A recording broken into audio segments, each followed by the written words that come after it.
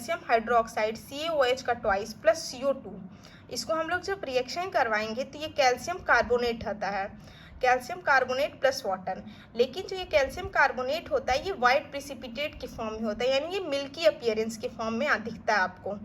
और ये जो वाइट प्रिसिपिटेट होते हैं ये आपके मतलब हम इसको वाइट प्रिसिपिटेट तो लिखते ही हैं, साथ में हम इसमें ये भी लिख देते हैं कि इन मिल्की अपीयरेंस, यानी ये हमें मिल्की अपीयरेंस दिखता है। लेकिन जब हम CO2 गैस को एक्सेस में पास करेंगे तब क्या होगा, कैल्शियम कार्बोनेट से CaCO3 प्लस CO2 एक्सेस में पास करवा रहे हैं H2O, तो ये हमें कैल्शियम बाइकार्बोनेट देता है। और ये जो कैल्शियम बाइकार्बोनेट है ये कलरलेस होता है, यहाँ पे मिल्की अपीयरेंस जो होता है मिल्की डिसअपीयरेंस हो जाता है। ये है टेस्ट फॉर CO2 गैस। आपका नेक्स्ट रिएक्शन होता है acid react with a base. Acid ये रिएक्शन तो मतलब हम क्लास 8th में भी पढ़े हैं कि एसिड जो होते हैं वो बेस से रिएक्ट करते हैं, सॉल्ट और वाटर हमें मिलता है। इस रिएक्शन को हम न्यूट्रलाइजेशन रिएक्शन भी कहते हैं। जैसे NaOH sodium hydroxide plus HCl, NaCl salt है प्लस वाटर, ये आपके लिए कॉमन रिएक्शन है। Reaction of a metal oxide with acid. Metal oxide का रिएक्शन जब हम एसिड से करते हैं तो हमें सॉल्ट और वाटर मिलता है। देखिए मेटल ऑक्साइड होता क्या है, मेटल ऑक्साइड का जो नेचर होता है वो बेसिक होता है। मेटल ऑक्साइड जो होते हैं वो बेसिस के नेचर में होते हैं। तो हमने अभी ऊपर पढ़ा था कि बेस और एसिड का रिएक्शन करने पे हमें सॉल्ट और वाटर ही मिलता है। वैसे ही copper oxide plus 2HCl aqueous copper chloride aqueous plus H2O, यानी सॉल्ट मिल गया आपको। वैसे ही मैग्नीशियम है, मैग्नीशियम के साथ सल्फ्यूरिक एसिड है, रिएक्शन करेंगे मैग्नीशियम सल्फेट प्लस वाटर मिलेगा आपको। ये हो गया आपका reaction of a metal oxide with water. आपको मैं 8वीं प्रॉपर्टी से समझाऊंगी कि acid have a corrosive nature. Acid का नेचर जो है कोरोसिव क्यों होता है।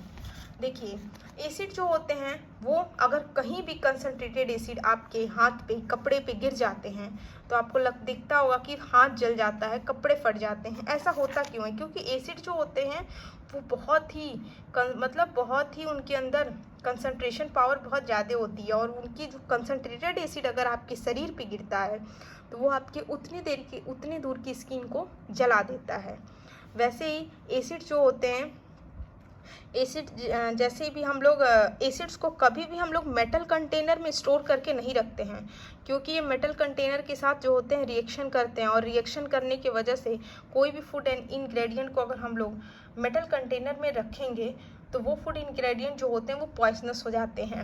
इसीलिए हम लोग एसिड्स को कभी भी ग्लास में या सेरेमिक्स में स्टोर करके रखते हैं। एसिड का नेचर जो होता है वो बहुत ही कोरोसिव नेचर होता है।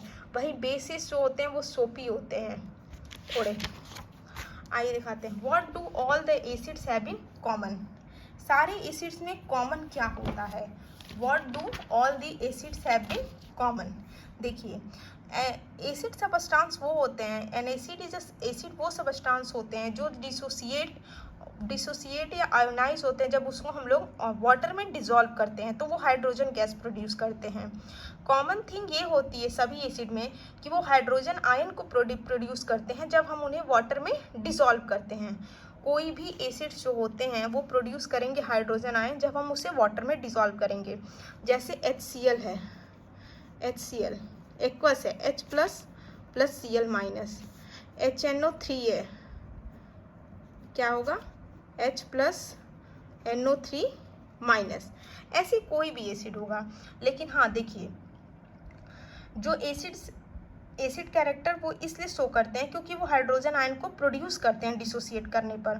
कुछ कंपाउंड ऐसे होते हैं जो हाइड्रोजन तो कंटेन करते हैं लेकिन वो हाइड्रोजन आयन नहीं प्रोड्यूस करते हैं। जैसे ग्लूकोज है C6H12O6, ये ग्लूकोज के फॉर्मूले हैं। एल्कोहल होता है, ये दोनों जो होते हैं एसिडिक कैरेक्टर नहीं शो करते हैं।